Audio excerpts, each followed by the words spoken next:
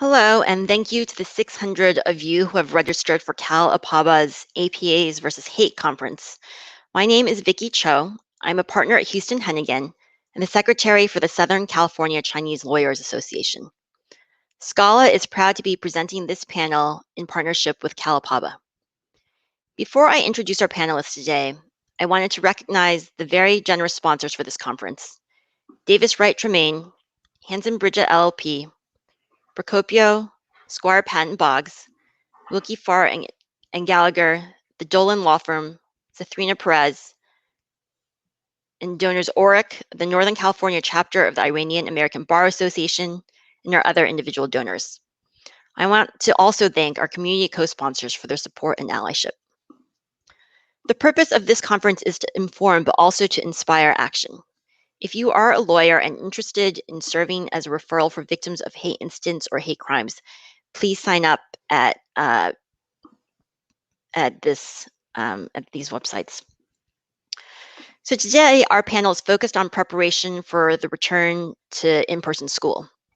The origin of this panel was another parent talking about his concerns about sending his children back to school in an environment where Slap an Asian was or might continue to be a social media campaign in the Bay Area. At the same time that school administrators are rightfully and appropriately dealing with how to prevent the spread of COVID, where kids can't be vaccinated and schools have no money. So, and added on top of that, Asians have been enculturated to avoid speaking up. Keep your head down, work hard, don't make waves. Does that sound familiar to anyone? So today we are going to have a panel discussion about how to navigate some of these issues. I personally have no expertise in this area, so my job is to be a facilitator for all of you, which means getting your questions answered. So if you have questions, please enter them in the chat box, and we've also saved some time at the end. So our panelists today are Dr. Susan Song, who is the Director of Child, Adolescent, and Family Psychiatry at George Washington University and advisor to Save the Children Denmark and UNICEF.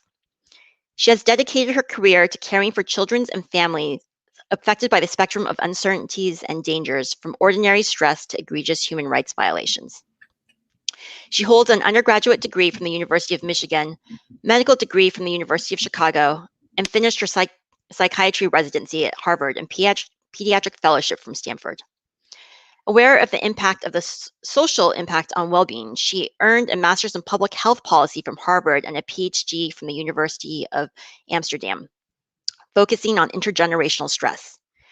She has been a strong advocate of AAPI well-being. As a former White House APIA fellow, George Soros Open Society Institute fellow on domestic violence in the Asian community, as well as medical director of Asian Americans for Community Involvement, a community health clinic in San Jose, California, where she lived for 8 years.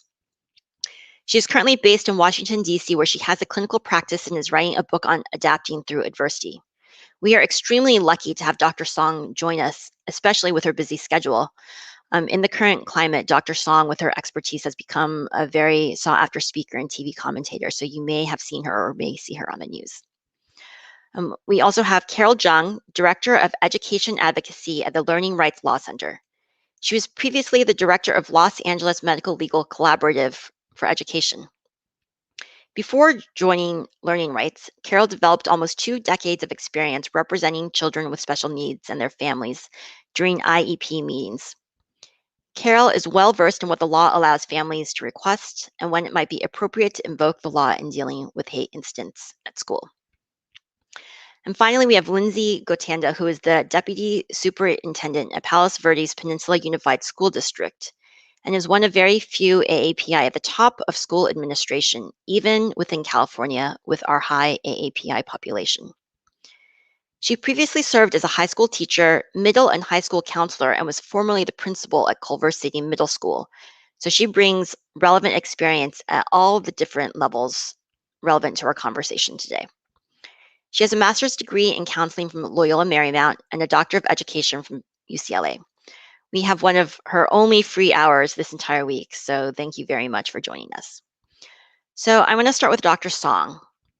We only have to involve teachers, administrators, and lawyers if something happens, which hopefully it doesn't, or at least most of the kids who are returning to school. but a lot of your advice about speaking to children about race and bias can be immediately implemented and has struck me as something that we should be doing generally, whether Asian or not, and whether facing a spike in rising anti-Asian sentiment or not.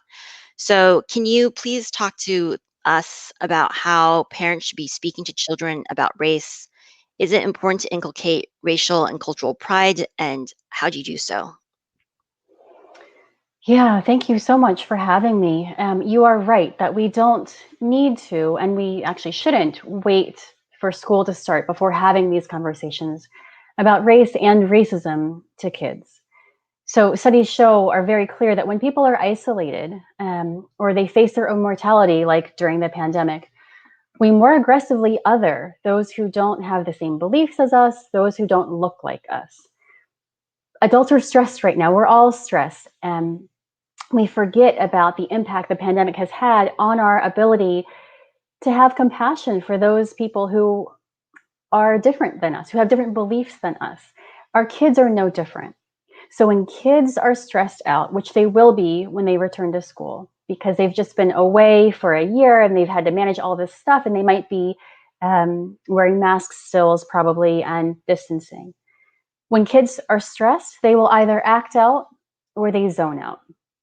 And so when kids are acting out, we should anticipate that most likely they will act out with some sort of bias against those who are not like them. So your question of how do we talk to kids, first we have to start with ourselves. Parents have to start. It starts at home and it starts with the parents first. We all have different starting points about our own experience with racism and our own kind of racial pride, our own relationship with racial identity. There is, as you mentioned, this cultural backdrop that we're Asian Americans are having to struggle with, which is that suffering is a part of life, right? And many people are from Asian countries that are from dictatorships. So it's not comfortable to speak up. Actually, doing so could physically harm one's life. So we're used to just saying, you know what, I'm going to work hard, keep my nose down, try not to stand out, and my good work, my hard work will be acknowledged in the future. So we try to brush it off when someone makes an anti-Asian comment to us. But being silent is not just being complicit, it's in agreement. The bystanders, the police officers who are watching George Floyd's murder, the security guards who are watching that 65-year-old Asian woman in Manhattan being beat and assaulted, who the security guards closed the door and they did nothing. They're not just complicit, right? They are in agreement. When we are silent to our children about racism, that tells the children we are in agreement that there is something wrong with them because of the shape of their eyes or the color of their skin. And that just perpetuates this racial shame. So, parents, we think about your own experience with racism. What did you do when someone acted in a way that was racist towards you, a comment or a slur or a behavior? Because if you grew up in America, you've likely experienced, the hand gestures around the eyes or some sort of a racial slur, someone commenting on how stinky your kitchen was or your dinner was. But also think about, how do you feel about your own race? Right? What is your own sense of racial shame and what is it about? Many of you, if you grew up in this country, you probably have friends or you can remember. I know I have many girlfriends who were Asian American and they really wanted to be white, desperately wanted to be white. And so they would grow up and they want to get the eye surgery to make their eyes look more Caucasian, or nose surgery, or they lighten their skin to look white, or we dye their hair to be blonde.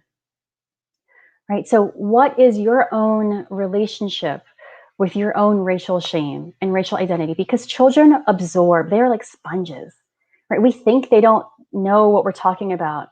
We think that our own insecurities won't be passed on to them. They know. Kids know. As a child psychiatrist, I'll tell you a lot more. Kids know a lot more than what all adults think they know. So once first we start to have a better understanding of ourselves, of our own racial identity, of our own experiences. And then we make the intention to start a dialogue. So the goal for parents in this it's just to start the dialogue. It will be ongoing. But we want to give kids the language to understand their identity and their experience with racism when it happens to them, because most likely it will. If we don't, our kids are left alone, unsure of what's just happened to them, and thinking that there's something wrong with them. They feel like the outsider. That's already perpetuated in our media. We're already missing in most of our history lessons in the US. Our media, if you look at Netflix, the next shows that you watch, count how many Asian Americans you see when you're watching your favorite TV shows. When we grow up like that, we are invisible. So we're already telling children, your experience is actually not that important, right, to the fabric of our country. And Dr. Song, I saw you and I thought it was very helpful in one of your appearances, give parents the language of how to talk about this with their children. So can you do some of that for us here? Like, you may encounter this, like, how do you start? Like, what are the words that you say to have this Yeah. conversation? Yeah, great. So I think it'd be a little different for the younger kids. So for younger kids, and I say younger, up to 5 kids are normally with the parents. But around, school age for sure, the elementary school, middle school, I might start by just saying things like, well, for the younger kids, so around 5, 6 years old is when I would start, maybe even before then. You start with some books. And not just having books about multiracial kids, but you start with being very intentional and connecting the dots. So you have the book there and you say, this is an Asian American girl. This is an African American boy. This is a Latina. So they have the words to understand, what we're talking about. And then we say, you know what? Sometimes people are really mean to other people or to us, because of the shape of our eyes or the color of our skin. And that's called racism. And it's wrong. It's not okay. There's nothing wrong with you. That other person is being racist, what we call racist. And that's not okay. And then you can go into the history. We say this has happened for a long time. And it's not just us. It's also our African American friends. It's our Latino friends, our Native American friends, that people don't like us just because of the color of their skin. But there's, and it's not okay. And we also pair it with, there are a lot of good people who are working really, really hard to make sure this stops and this doesn't happen.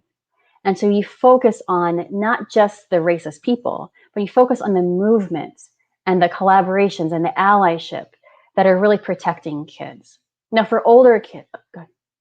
Oh, and this is a question that we got from the audience. One I also have is, for kids who live in perhaps a very diverse area, right? Like I'm in Los Angeles, who may not face this, for a very long time. Is it still appropriate to be introducing to them these concepts of racism and possible bad acts against people just based on stereotypes? Absolutely. So even if they're not exposed to it right now, all of our children, especially, life is different than when most of us grew up, or we didn't have all the social media, right?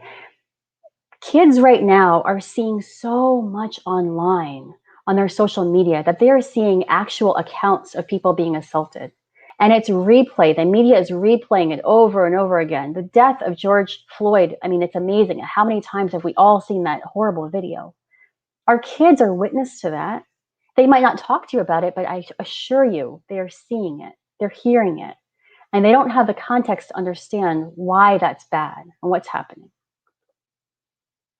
And so that applies even to kindergartners and elementary school kids then. Yeah. Well, to elementary school kids, I mean, once they start in kindergarten or elementary school, they're being influenced by everyone around them. So all of the other stereotypes and the racism of their peers, they're also being influenced by that. Thank you, Dr. Song. So next I want to turn to the school component. And so Dr. Song has spoken to us about how we speak to our children, but what can or should you do with respect to the school if something happens? And, I will say, as a litigator, I would be the first to say, don't sue the school. It's lengthy, it's expensive. It's not something that you want to enter into lightly, but I do think it's always really helpful to know what your legal rights are. And so Carol is going to help orient us on that. As an education rights lawyer, Carol, what is your perspective on when you should be raising acts to school and how you should do so? I have the same view, Vicki, and that's kind of how we as our agency operates, that you don't jump to any kind of incident that happens at a school. You don't jump to take legal action necessarily. What is important is that, you maintain that relationship that you have with the school, because a child will probably be in that school district for a very long time. In terms of reporting incidents, like what should you report and how, we'll talk about that a little bit here, but basically it is really going to depend on the nature and severity of that incident. So if it's a smaller incident involving, two children together, or, a peer of a child, definitely report it to a child's teacher. Of course, we as lawyers always recommend report in writing. This does several things. Number one, it does recreate a legal record just in case for later. But importantly, it gives notice to the school. So the teacher may not know that this incident had happened. So it notifies the school teacher and then gives the school the opportunity to take action. Now, that's with smaller incidents. There's an escalation to how you can report, of course. So again, this keeps smaller incidents can be kept inside the classroom, addressed with the school teacher. Now, if the incident is a little bit more severe, or you've already reported to the teacher and felt as if nothing was done, or we're not happy with the response, it can then escalate to please report it to school administrators. So such as the vice principal or the principal, again, in writing. And again, it creates that record of the incident itself, as well as gives notice. Now it gives the school as the school administrators the opportunity to respond appropriately to the incident. I know that Dr. Gotanda, she will talk later about how the school responds, so I won't get into that here, but there is an opportunity again for the school to respond. Now you're keeping the incident and the response within the school itself. Now, what if the incident was more severe than that, or, rises, or you're just not happy with how the school either just completely ignored it, or we're not happy with the response at the school level? You can actually then escalate the reporting and actually make what's called a uniform complaint. So a uniform complaint, it's actually codified, it's in the law. There are uniform complaint procedures.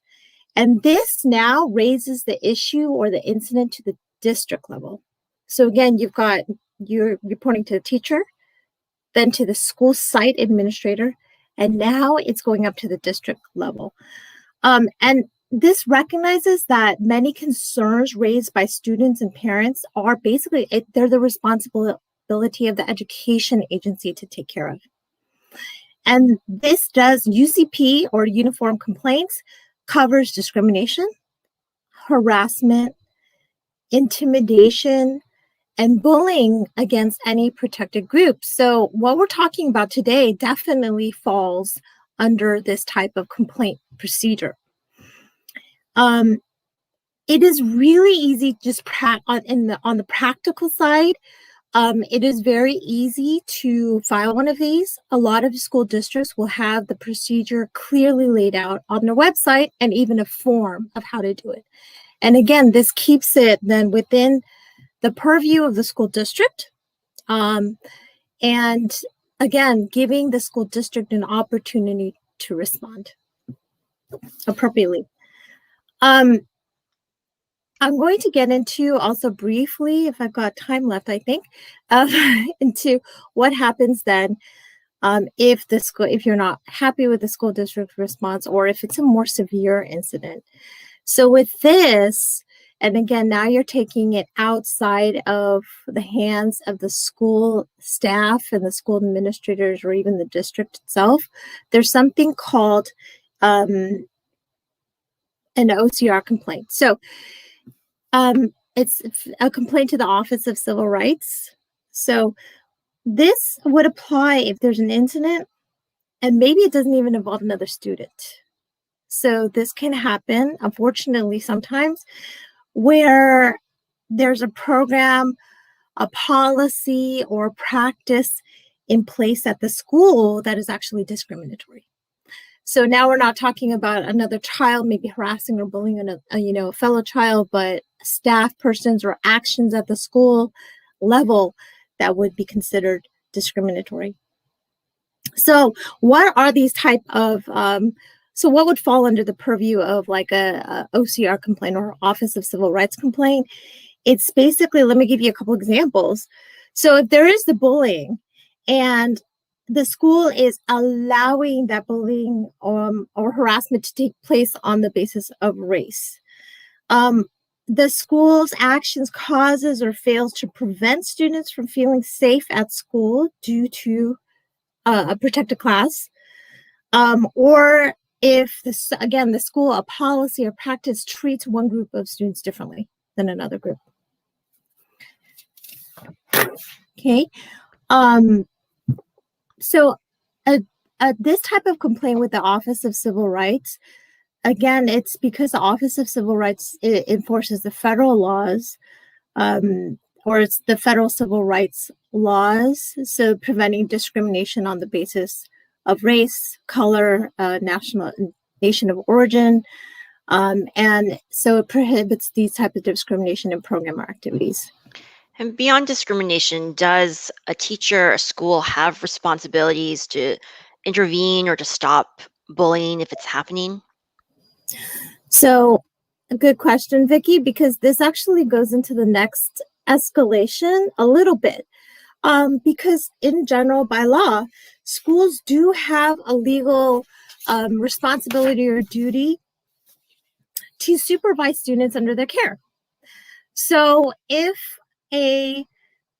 therefore school employees, they have a duty to supervise pupils. So it holds pupils or other kids at school to account for their actions at school and prevent their misconduct that could result in injury to another student.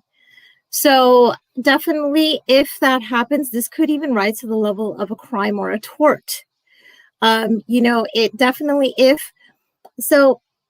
this now gets into probably the most severe type of incident that could happen at school, which could be that if a child is hurt.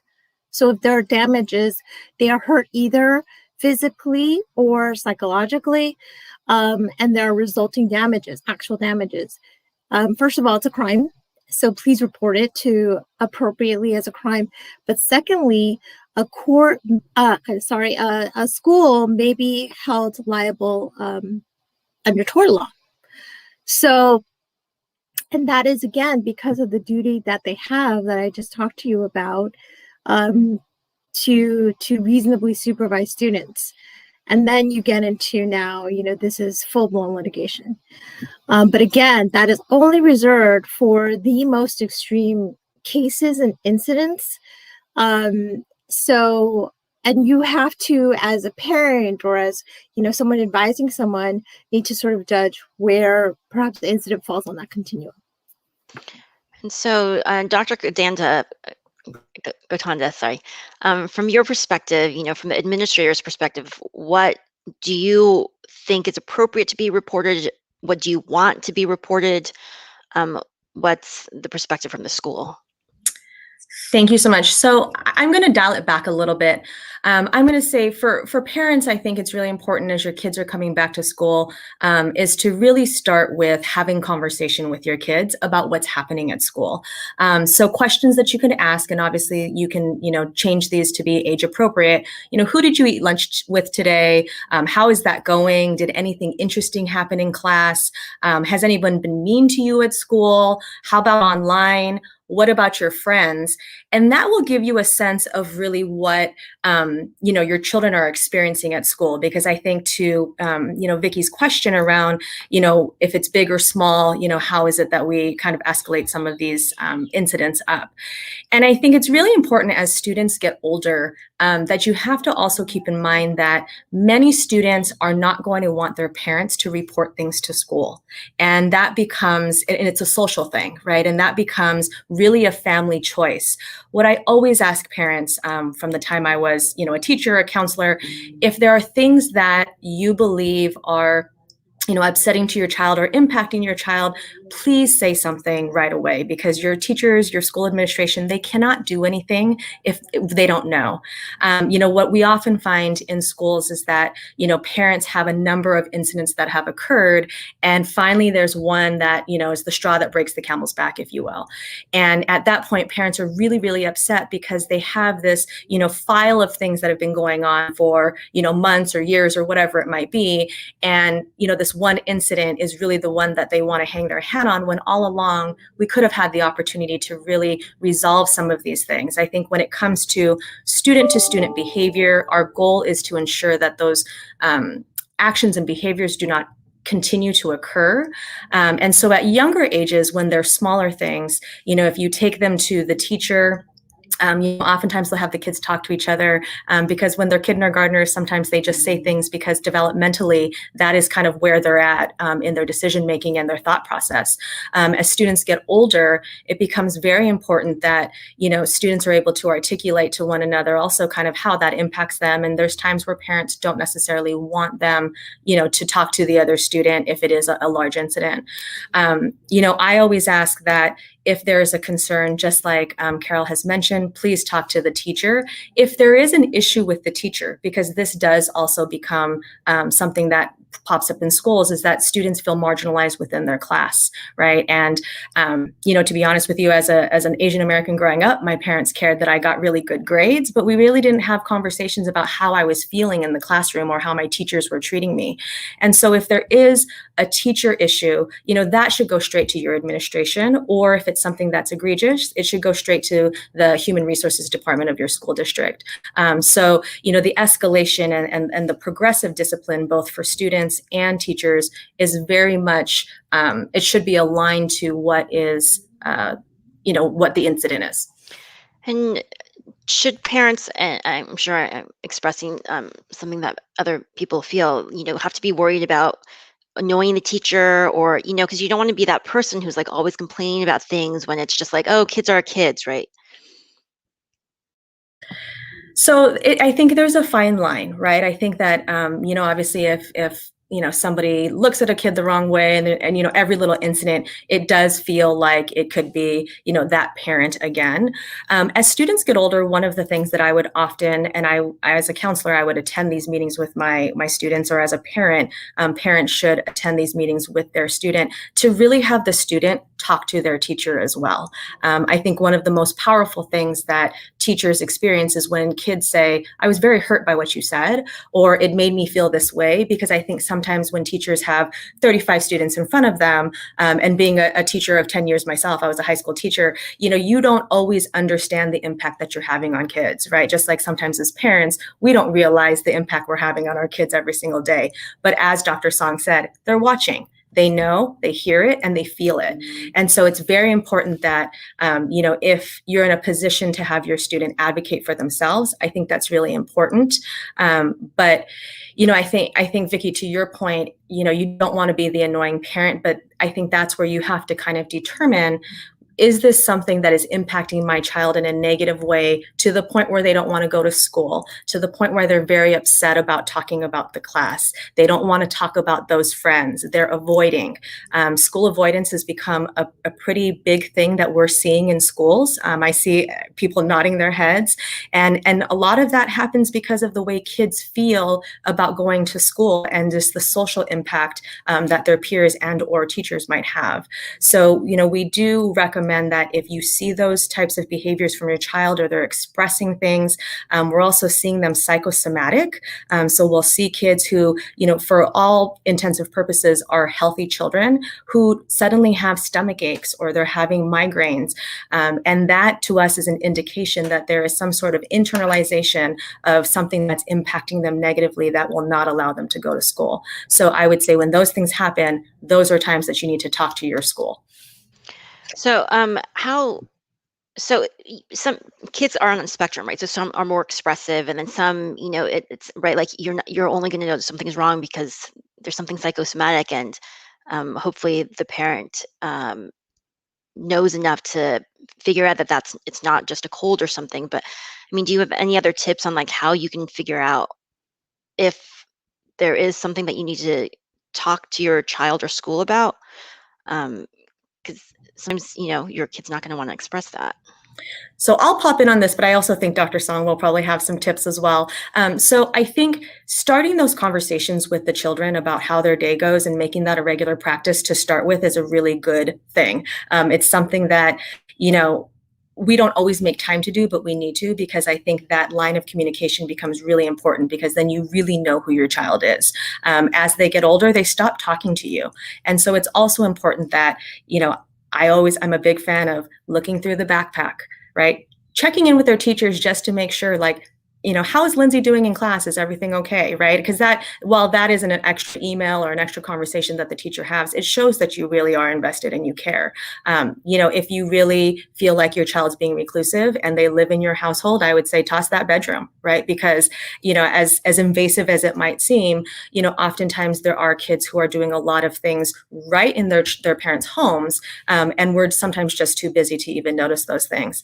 Talk to their friends. I will say that, when we do mental health presentations and suicide prevention presentations in our classrooms, we get more referrals from peers worried about their friends, particularly starting in middle school through high school, than them referring themselves. And so if you are close to your children's friends, it becomes a really great conduit to really understand where your children are at.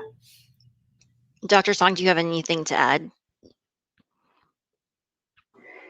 Yeah, so I mean, those are fantastic points. And just to kind of build off of those, I think if there was a theme in talking to kids throughout, if there was a theme to talking to kids throughout the developmental spectrum from younger to older, we have to remember that we have long histories with our children. Our relationships are not just, at one point they're not speaking to us just because this is their age group. I mean, we need to remember that we have a whole relationship and a way that we've interacted and engaged with them. So if you have younger kids, now is the time to really try to develop and really nurture that relationship where they feel like they can be really open with you when something happens. Because it's true, many kids, especially once they hit that mid-adolescence age around 13, 14, 15, they're not going to want to talk to parents as much. But not all kids will stop talking to parents, right? So many of my kids will talk very openly with their parents about what's going on because they have that history of trust and that nurturing.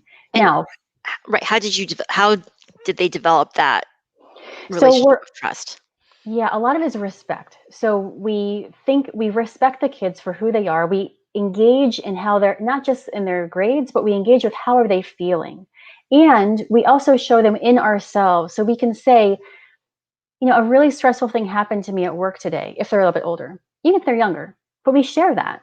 I was really stressed out.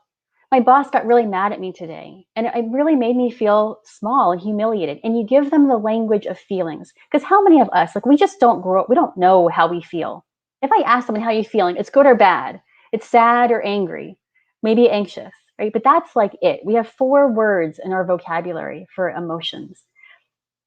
So if we open ourselves to our children and we have that respect for each other, that's one way. The other thing is, because of especially teenagers, they are developmentally trying to individuate away from their parents. So that's why we talk about the rebellious teenage years. It's healthy. They need to do that.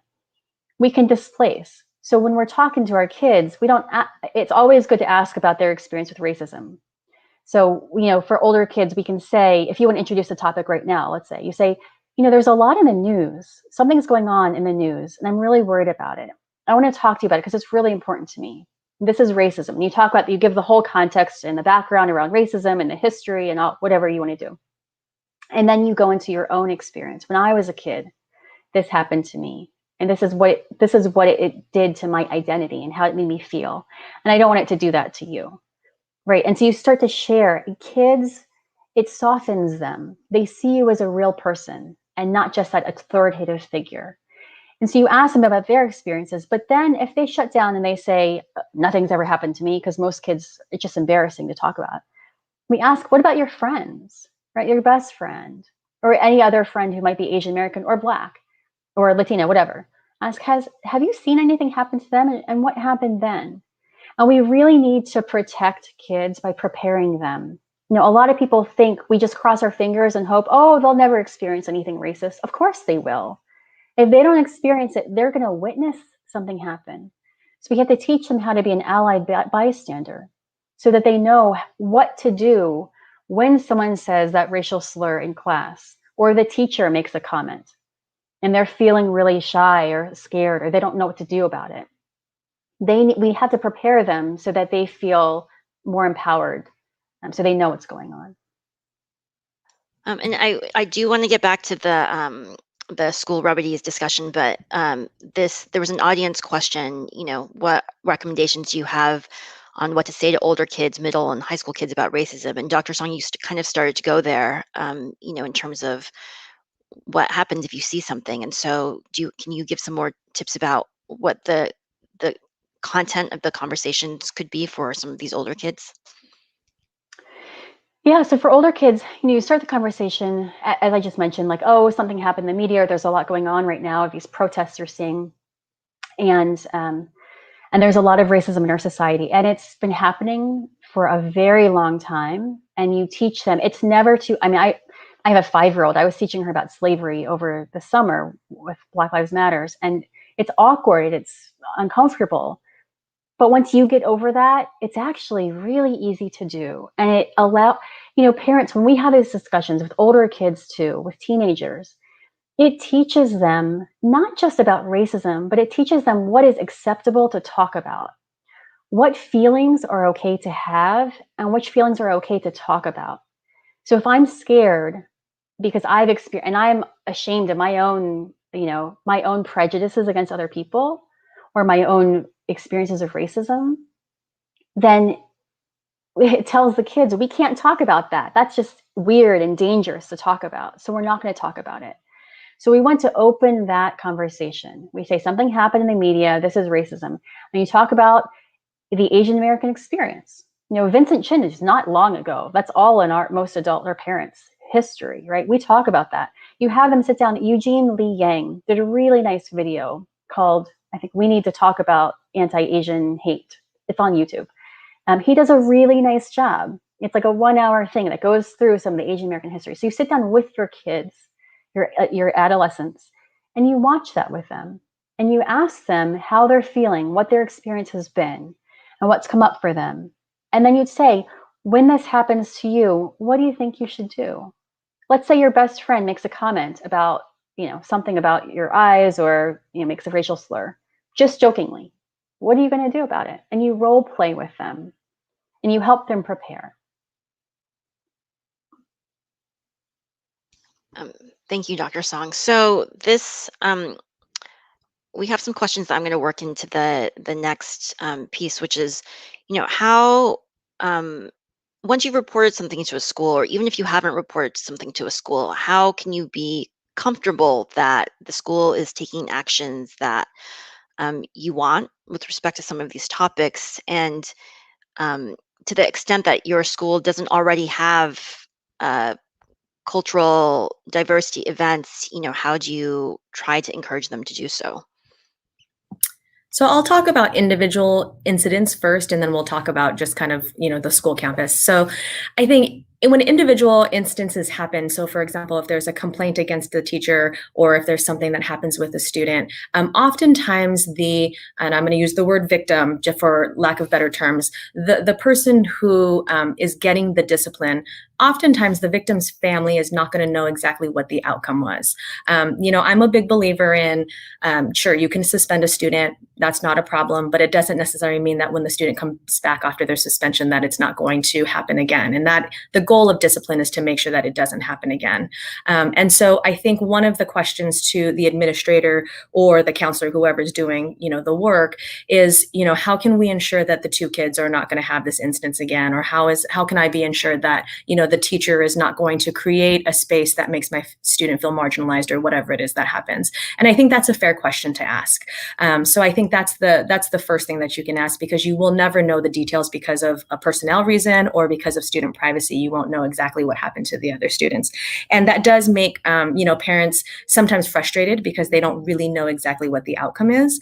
But at the same time, I think that it's a fair question to say, you tell me how I should know, and then that way you can hold them accountable to that answer. As far as the school is concerned, and I do see some questions in the chat about how can we create more diversity. So first, I'm going to talk just a little bit around curriculum.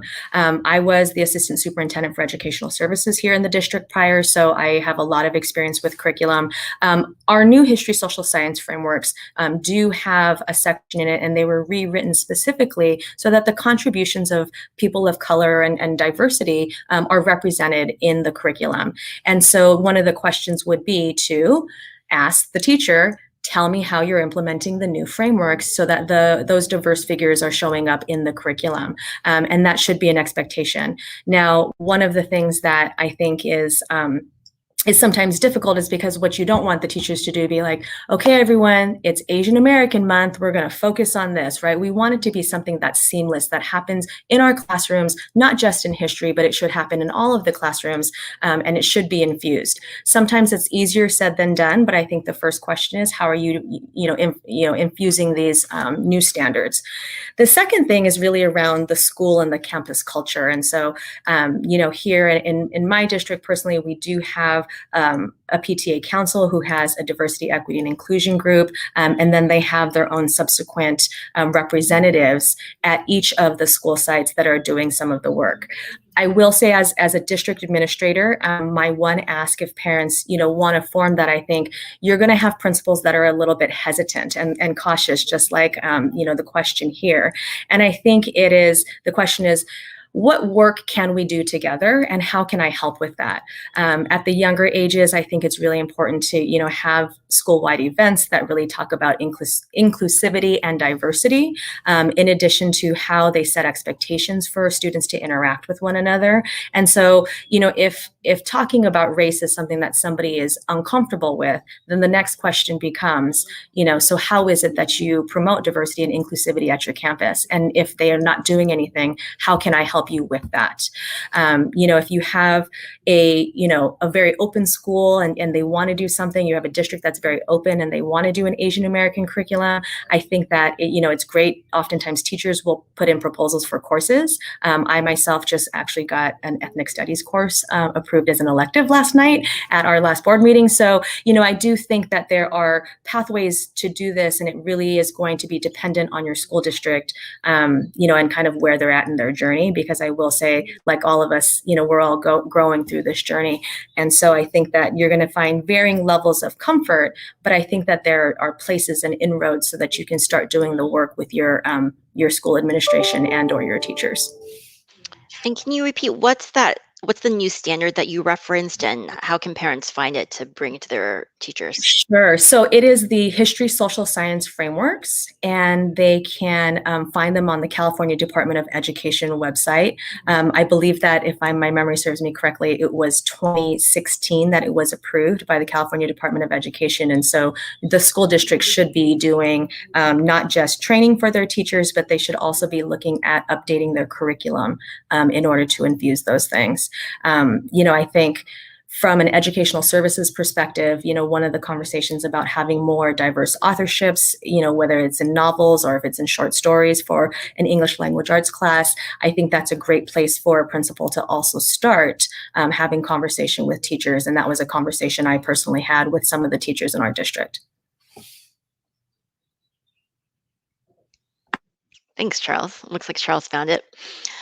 Okay, and so we also had a question about shame in the AAPI community and whether or not they're just asking for comments. I think this is addressed to Dr. Song, and the potential for a higher concern about depression and suicide that I think is particularly relevant to older children. Yeah, unfortunately, our Asian American youth are struggling, and right now the most studies are looking at older adults, so kind of above the 75 age as far as suicide rates in the Asian American community, and then also young women, so around the 18 to 25 years old. Those two populations within the AAPI community are struggling in particular with suicide. I'll tell you that just clinically, I'm a child and adult psychiatrist, so just clinically, I see that the risk factors are not the same for Asian Americans as they are for others. And the manifestation and the symptoms that they're having around depression are not the same. So people will often have, so I was in the Bay Area where we had these cluster suicides that happen often in the Palo Alto Bay Area. I moved to the suburbs of Washington, D.C., a same kind of environment, very well-resourced, very highly educated, also lots of Asian Americans. And there's also clusters of suicide there in the high school youth. So what's going on? One of it is the high pressure that kids have, and it's not necessarily only from their parents, but a lot of it is. So when you have conditional love that is conditional on whether or not you get good grades, whether or not you become a professional, that's a heavy weight to bear for many, many kids. And the alternative to that is, especially if you're in the Bay Area, it's, well, what's your passion? Follow your passion. So if you're not, doing well in school, at least you can be the next Steve Jobs or, Zuckerberg. You can drop out of college, but you have to have that passion. So then everyone's freaking out because they're like, well, I don't know what my passion is. So there's just a lot of stress that people are going through. And I call my Asian American youth, I call them yellow ducks, because on the surface level, they're just floating around. Things are okay. They're still getting all A's. Their extracurriculars are top notch. But underneath that water, they're like paddling. Like they're just so terrified of drowning that it's too much for them to bear. And so there's this shame, especially the familial shame. There's a strong sense of what I'm able to accomplish and what I'm able to do is a direct reflection on my family. Not all, like white families have that same responsibility. And so when kids feel that and they're not able to perform in a certain way, then they bring the shame not just to themselves, but to their whole family. And then that's the only option there is, I have to end my life, right? That's the only way that I can manage this. And so part of the, and in addition, the question was around like the racism and racial identity. When we're put into these settings where we are thought of as these model minorities and we are expected to perform really well by our society around us, that also leads to these, unrealistic expectations. And kids are not allowed to just be who they want to be. They have to be these academic high achievers. And if I can add, Dr. Song, what you're saying resonates so much with just my experience in my district, because we are a very high performing district. I think one of the things that we hear, just very commonly from kids is they're afraid of how their parents are going to react. And so I think when you're having conversations with kids and they tell you something that could potentially be shocking, making sure that your reaction is, oh, that's so interesting, tell me more, as opposed to, oh my gosh, right? And you might be oh my goshing inside, that's okay. But to just allow your children to talk, and really kind of let that marinate into how you're going to respond. Because I think, to Dr. Song's point, one of the things that we see, and we collect data on our students who see our counselors and our therapists, the parental child relationship around academic pressure, it's about 50% of the students who seek out mental health services at our schools. And I think, one of their biggest fears is not making you proud, or they're afraid to fail. And some of that is also peer induced. When you're in a high performing district, your peers are also doing that. And I've had kids over and over say, my mom is so proud of me, so she tells all of her friends. And then if I say something or I do something that's wrong, and then they don't have anything to tell their friends about me, something good. And so I think it's really important that, as parents, you open that door and allow them to also fail safely, because without a place to fail safely, our kids will never be able to grow and become those successful, resilient, people that we want them to become. Thank you to both. We have some more questions. This might be a question for Carol. Do have the tips that you guys have been giving, do those apply to private schools as well? What's the different framework for private schools? So private schools also, just like public schools, definitely, depending on the event, you should be providing notice, please talk with your child's teacher or the administration at the private school is definitely very important. Private schools do operate a little bit differently in terms of what standards they're held to in terms of the civil rights laws. So charters, though, are covered. So charters are covered. They're treated just pretty much the same as a public school because they receive federal funding.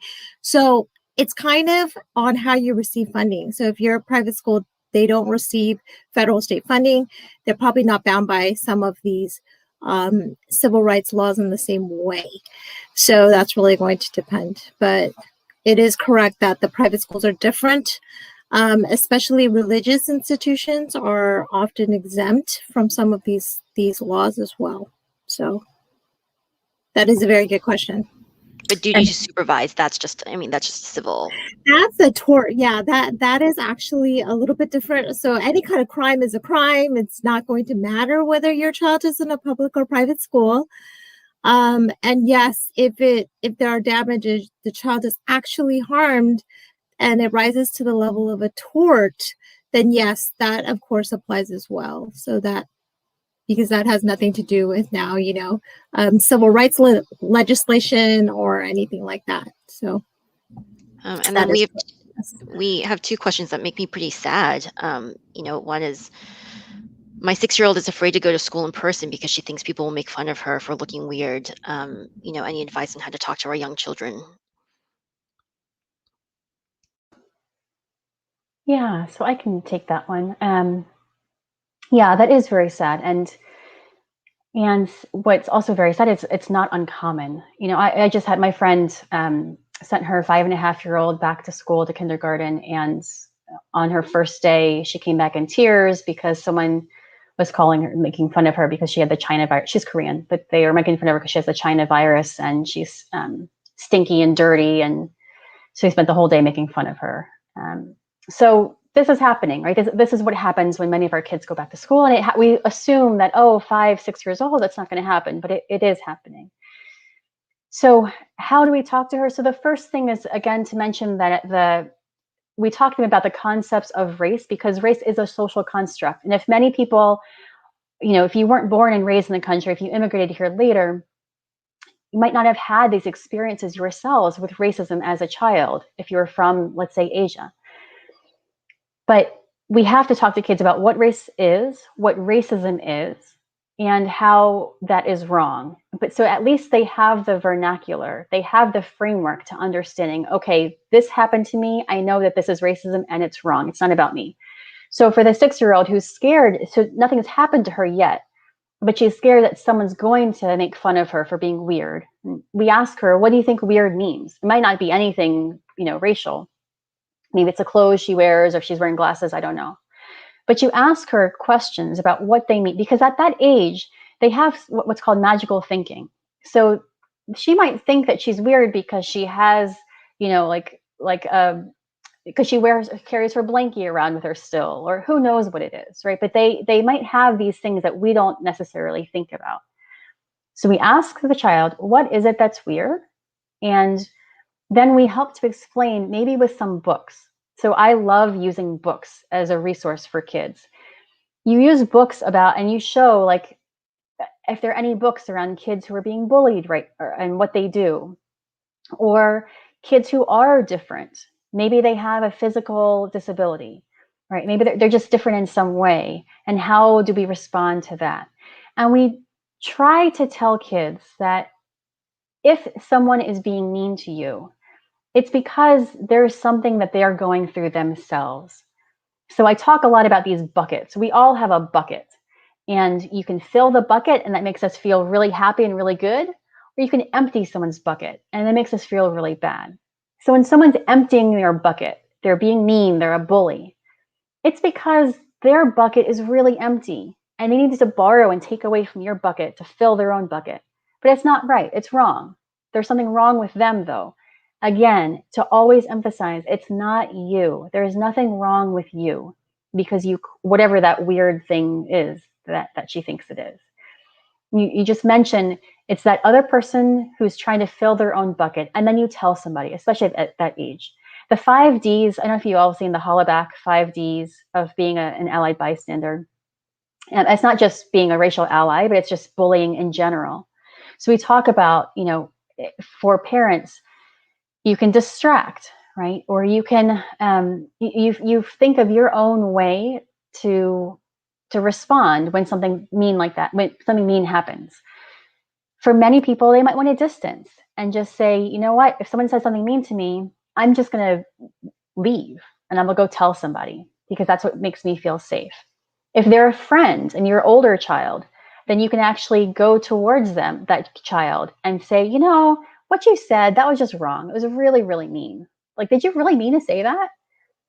Right. And so you think about in different situations, and that 5 Ds I think is really nice. They have a printout, just print it out, put it on your wall, and have that as a conversation starter throughout the years.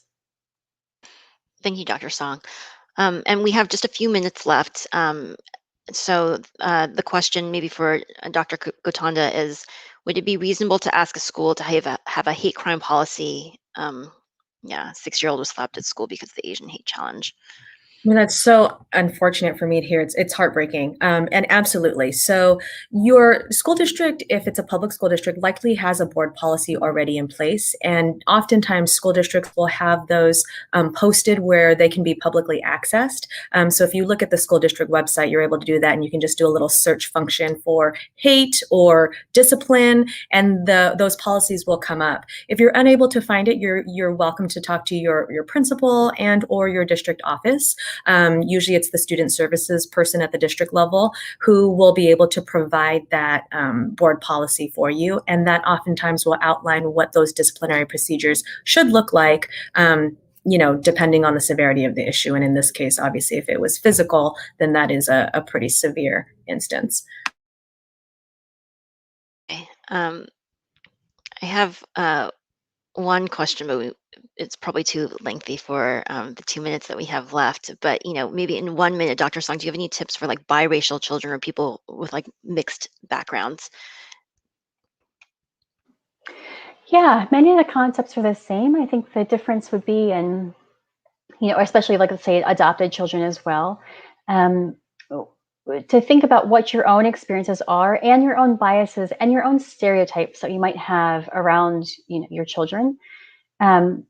But especially with mixed race children, to let them have the safety and the comfort and and respect them enough, feel secure enough in your own relationship with them, to allow them to voice any opinions about their background. Because sometimes they might be negative. They'll say, I wish I was never Asian. I wish I was never Black, right? That's hard to hear as a parent. And if we get mad about that, we get angry about that, or take offense to it, that shuts down the conversation, not just then, but in the future. So try to keep the open as Dr. Gotanda said before, just try to keep a very open mind and background. Thank you so much to our panelists. I thought this was really helpful. And thank you to the audience for joining us today.